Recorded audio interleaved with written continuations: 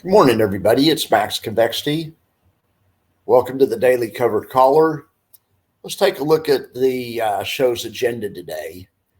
We're going to talk about the Defiance distribution, and we're going to look at the spreadsheet and see how close the spreadsheet's guesses were.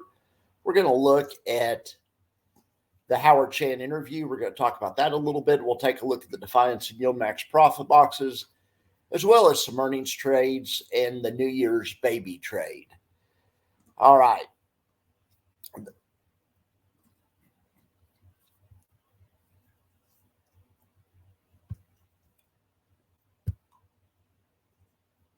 Let's start with the dividend estimates. All right, so triple QY on the sheet, it said 83 cents. The estimator was thinking there was another day left in the month. The estimator was messed up, but as far as the raw number, it was 83 cents. And the actual dividend was 83 cents. All right, so on JEPY,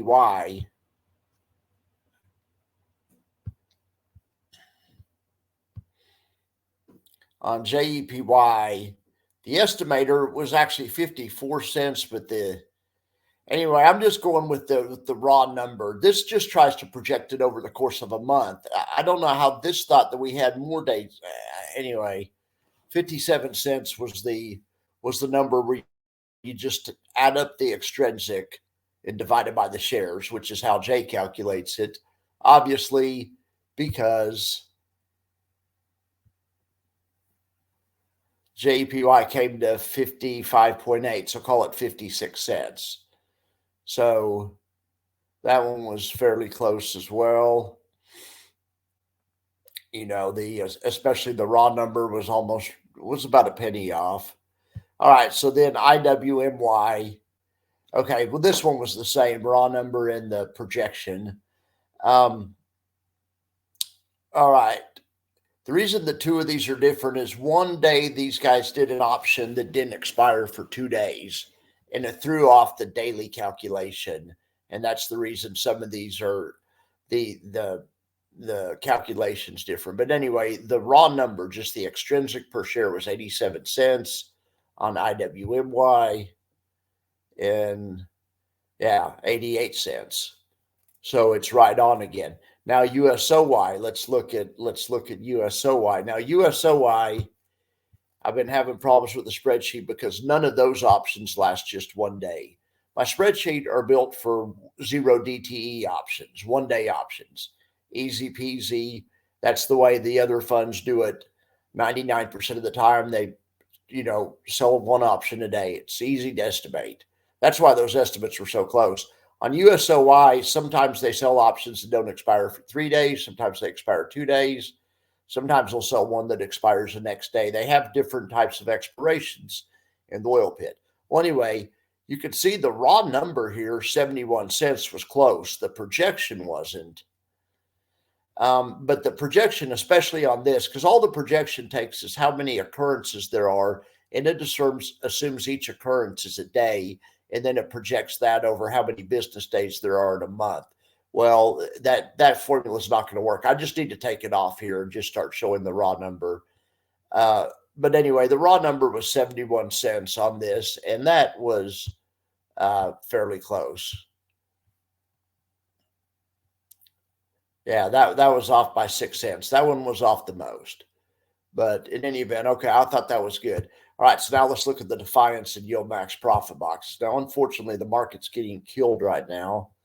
The New Year's baby trade is doing well. If you guys are following that, that's the hedge. That's the get out of jail free card. Because I had a feeling about 2 weeks ago, I said I think the market's going to be in for a rough third and fourth quarter. And so far, I've been right on the money. I made that announcement right in here. The market went higher for like 1 or 2 more days after I said it, but it's pretty much right at the top. And here we are going lower again. So anyway, so it's going to be a rough first day of the month for triple QY. Look at this. I haven't split it up yet. I haven't split the new month off where I put a row between them. I need to do that, but we'll just say this bottom line. Yeah, the bottom line's goes on the new month. So it's a row above. All right. Well, $2.2 million loss. They're going for $1.8 million gain. They made 2.1 the other day. They finished the last month, they finished down 41 cents a share. I need to reset all these counters, but so they finished down 41 cents a share. And they paid out 83 cents a share. So for those of you that are trying to keep your NAV exactly straight, you would have to reinvest the whole dividend this month plus 41 cents. Because the 41 cents was the actual loss. So that you'll see that come out of the NAV. Or it's been coming out of the NAV every day. Of course, you could put it back in and defend the NAV. Let's look up here at something else. So they lost 41 cents last month. The month before that, they made 41 cents. Great job, Triple QI. The month before that, they made 36 cents. They've been killing it lately. The month before that, they lost 18 cents.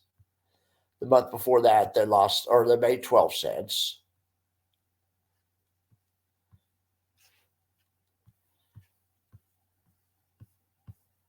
But yeah, it was definitely a bad month. All right, so let's look at JEPY. Let's break off their latest day. All right, so these guys are going for 500,000 today. Right now, they're losing 600,000. The options they sold are 55 points in the money, and they lost 26 cents a share last month.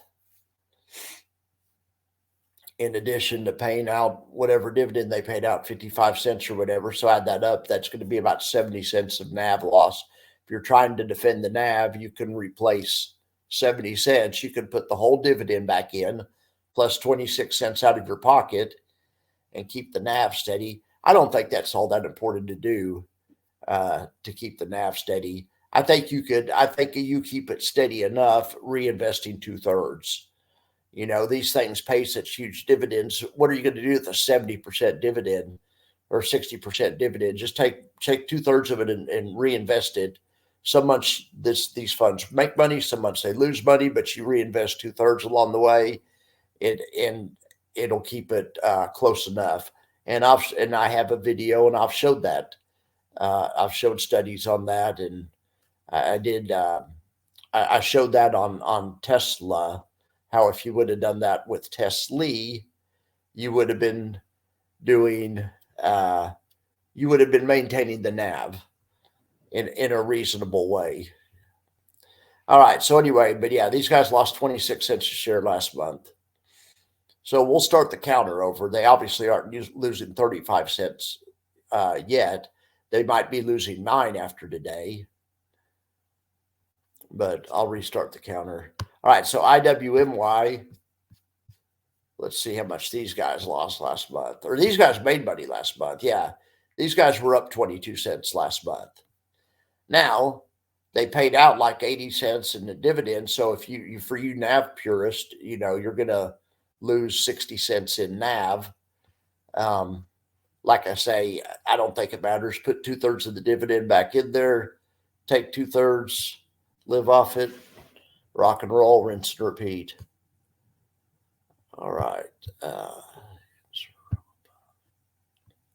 But for those NAV purists out there, we can actually see the depletion happening in real time. It's just whatever the dividend is,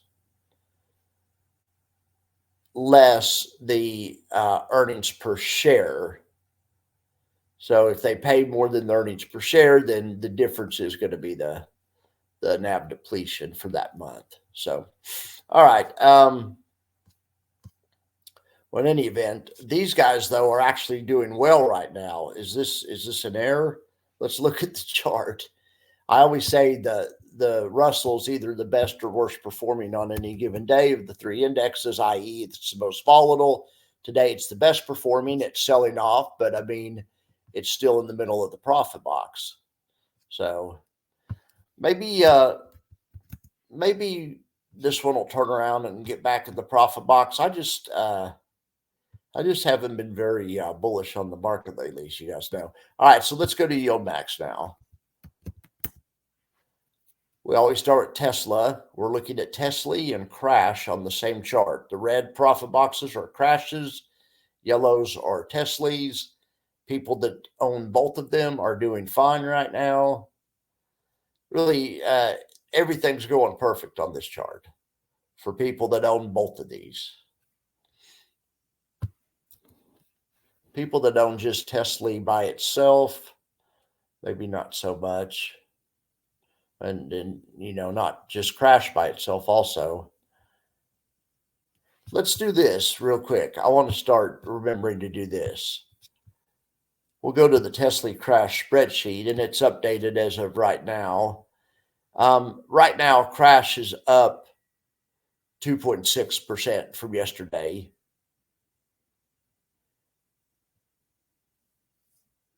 Tesla is also up. All right, so they're both up right now. Crash closed at 1486 yesterday, is at 1525 today. Tesla closed at 1574 and it's dropped a little bit, is at 1533.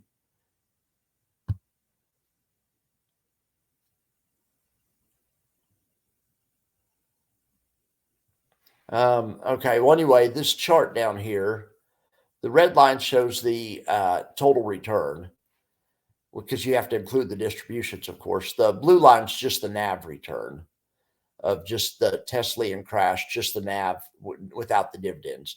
When you factor in the dividends, somebody that's playing the pairs trade is down a little bit less than 10% right now and is yielding about 13% on cost.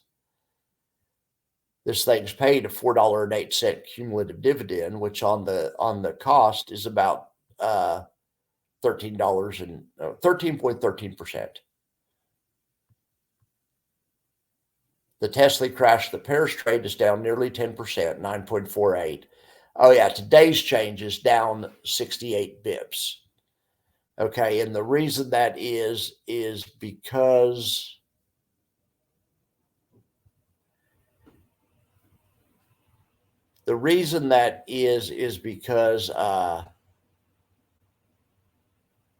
Tesla is down more than crash is up. Crash is up 2.62 today, but Tesla's down 2.74. Anyway, the difference creates the small loss on the day for the pairs trade. All right, so now let's look over here at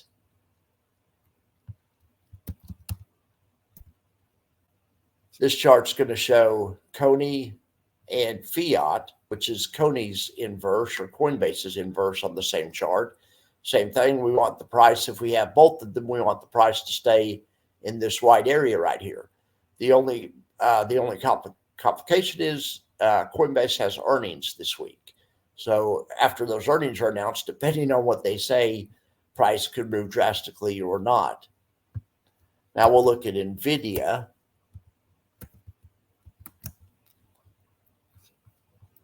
NVIDIA has an inverse fund also. The yellow boxes are NVIDIA or NVDY. The red profit boxes are strike prices, or what they represent, are belong with DIPS, DIPS, which is an inverse NVIDIA fund. So you figure an inverse NVIDIA fund would be doing really well today.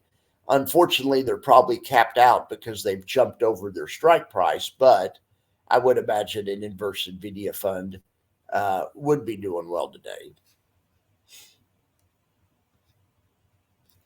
All right, so now let's look at this one. Let's look at MSTR, MicroStrategies.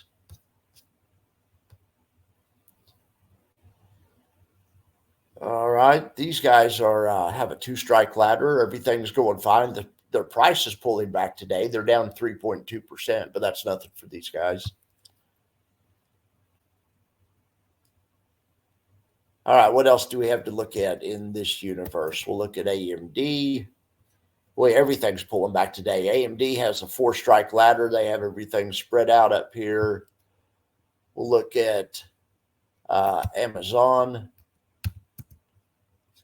So AMZ also pulling back. Pretty much everything's pulling back today.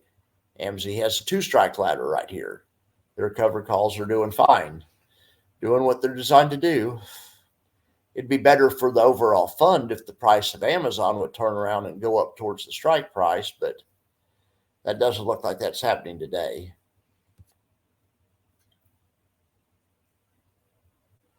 All right, so let's talk about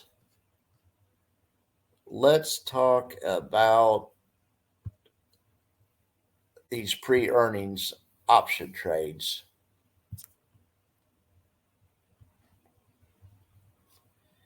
All right, so we have the Amazon earnings trade. We have a Roblox trade. I don't really think that's earnings.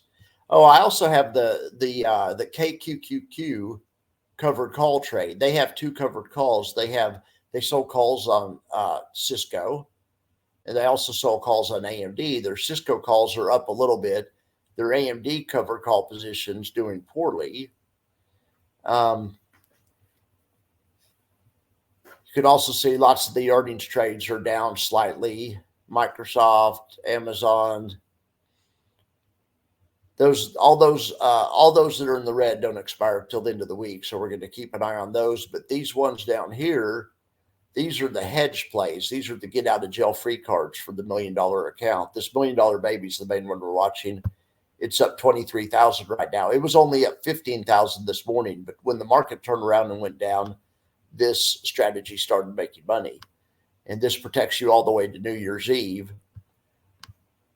So what you can do is you can watch time pass. Right, this is where the dotted line is where we're at now, and it says about 22,000. That's about what it's worth. If the market drops, from here 1%, this trade would be worth 30,000. If it drops another 1%, this trade would be worth 40,000. If it drops another 1%, it'd be worth 50,000. You get the idea. It's $1 million. It's supposed to hedge $1 million portfolio, so it needs to do that. If the market dropped 10% from here, then it's already down 5%. Your $1 million portfolio is down 150,000 on paper, but this option position's up 127,000. So you don't have a margin call.